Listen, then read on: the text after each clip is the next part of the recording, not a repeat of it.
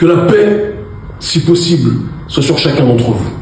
Comme vous avez été nombreux à l'apprendre hier dans les médias, que ce soit les réseaux sociaux, la télévision ou la radio en Afrique francophone, j'ai été en effet, avec d'autres militants de notre organisation internationale Urgence panafricaniste, arrêté par les services secrets du gouvernement sanguinaire de Denis Sassou Nguesso, d'accord, l'un des plus grands valets du système néocolonial, qui crie au néocolonialisme uniquement quand la justice dénonce ses biens mal acquis, mais qui malheureusement est dans une dynamique plus que jamais d'être dans une soumission intégrale lorsqu'il s'agit de parler de la question de la souveraineté monétaire et de la souveraineté politique de manière générale. Conformément à notre politique qui consiste à être toujours dans une logique de dénonciation sur le terrain et non pas derrière notre téléphone, nous avons organisé, malgré les risques que nous connaissions, d'accord, cette conférence de presse sur la question de la souveraineté monétaire parce que, comme vous le savez tous, nous avons inauguré en 2017 cette campagne au XXIe siècle sur la question du franc CFA, sur la nécessaire abolition du franc CFA. Nous avons obtenu des changements notables que personne ne peut nier aujourd'hui. Ce sont des changements historiques.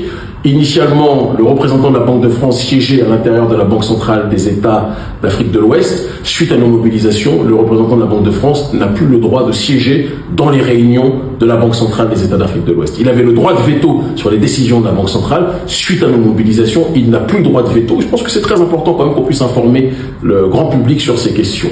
Autre point fondamental, auparavant, la Banque centrale des États d'Afrique de l'Ouest reversait 50% des réserves de change sur un compte qu'on appelle compte d'opération de la Banque de France. Suite à nos mobilisations, le compte d'opération est fermé et la Banque de France a rendu 50% des réserves de change. Donc on parle de millions, d'accord, qui ont été reversés sur le compte de la Banque centrale des États d'Afrique de l'Ouest. Néanmoins, il y a une étape qui n'a pas encore été, atteinte, et nous nous battons pour cela en Afrique de l'Ouest, qui est que, comme dirait l'autre, et je pense que c'est fondamental qu'on le dise, le point central de la domination du système néocolonial français et occidental de manière générale, c'est la fixité du franc CFA à l'euro. Nous voulons l'abolition du franc CFA et nous voulons que la nouvelle monnaie ne soit plus dans cette démarche. Mais Macron maintient la fixité parce que, quelque part, en fixant la monnaie des États d'Afrique francophone à l'euro, cela favorise les entreprises françaises,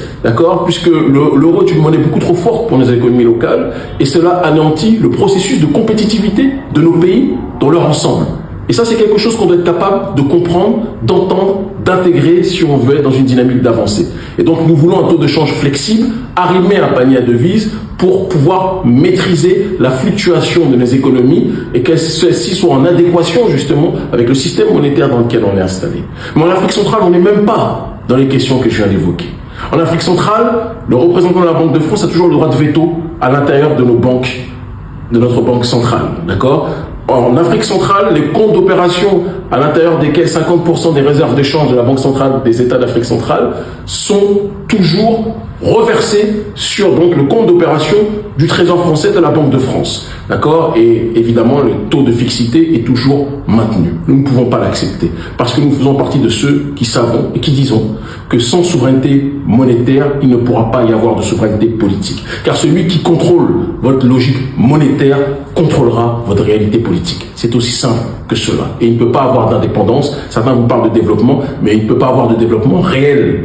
À part pour les naïfs qui, quand ils voient des buildings qui ressemblent à l'Occident, disent « Ah, on est développé » parce qu'ils sont tellement complexés qu'ils pensent que le développement et l'avancée sur le terrain structurel, c'est quand vous ressemblez à l'Occident. Nous voulons une souveraineté intégrale des États dont nous sommes proches et liés politiquement, comme vous le savez tous aujourd'hui.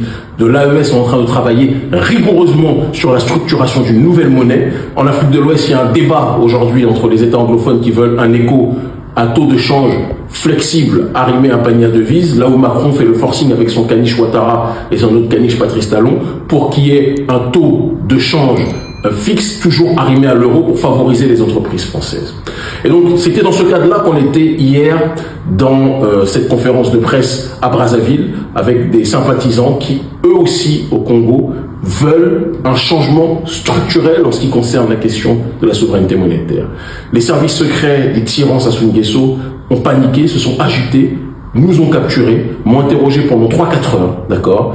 Et lorsqu'ils voyaient qu'ils ne pouvaient évidemment pas avoir la possibilité de nous défaire argumentativement ou intellectuellement, et je dois même reconnaître qu'ils étaient sur ce point pas de niveau, il faut qu'on puisse le reconnaître aussi, eh bien, la seule décision qu'ils ont eue, ça a été de nous renvoyer là où on était, en l'occurrence, à Kinshasa. Voilà comment nous avons atterri ici, d'accord, et nous sommes en train d'organiser un certain nombre de rendez-vous. Il y a beaucoup de choses positives qui sont en train de se préparer, je vous le raconterai le moment venu, mais une chose est certaine, pour les 10 ans d'urgence panafricaniste, nous relançons ce débat sur la souveraineté monétaire, sur le franc CFA, et nous ne laisserons personne entraver le combat qui est le nôtre. Nous remercions quelque part le gouvernement corrompu de Sassou Nguesso, parce que son régime, en nous arrêtant, en nous attaquant, a fait plus de publicité sur la nocivité du franc CFA que s'il nous avait laissé faire la conférence. Notre stratégie, elle est connue. C'est une stratégie quelque part à la Luther King, sur cet aspect, même si idéologiquement nous sommes dans la radicalité d'autres entités qu'on n'a pas besoin de citer, qui sont multiples, comme Stokely Carmichael, que ce soit comme des gens comme El Hadj Malik El Shebaz, que ce soit comme le Dr Ali Mohamed ou autres, ou comme Thomas Sankara. Nous sommes dans une démarche fondamentale de ne pas provoquer sur le terrain physique l'ennemi, mais de le bousculer sur le terrain des idées pour que lui fasse la faute. Et en agissant comme il le fait, en nous persécutant quand nous ne sommes pas dans une logique de violence, il montre aux yeux du monde qu'il n'est pas à l'aise avec les thématiques que nous exposons. Et donc, certains disent que nous sommes radicaux. Oui, nous sommes radicaux sur le terrain de l'idéologie. Mais nous sommes pacifistes dans la méthodologie d'action. Vous ne verrez pas de violence en ce qui nous concerne, mais nous poussons des régimes qui sont censés être puissants à la faute, montrant qu'en réalité, ces pseudo-régimes puissants avec les pauvres sont des régimes caniches vis-à-vis des puissants d'Occident. Nous allons faire en sorte que tous les régimes soumis au système néocolonial soient bousculés, d'accord, et puissent basculer pour que l'on puisse retrouver l'esprit de l'AES dans bon nombre de contrées. C'est la réalité qui est la mienne, c'est la réalité qui est la nôtre. Pour les 10 ans d'urgence panafricaniste, nous serons partout, parce que le sort de l'Afrique dans sa globalité est un sort qui nous préoccupe dans son intégralité. Je vous aime en crever, l'Afrique libre ou la mort, nous vaincrons. À très vite.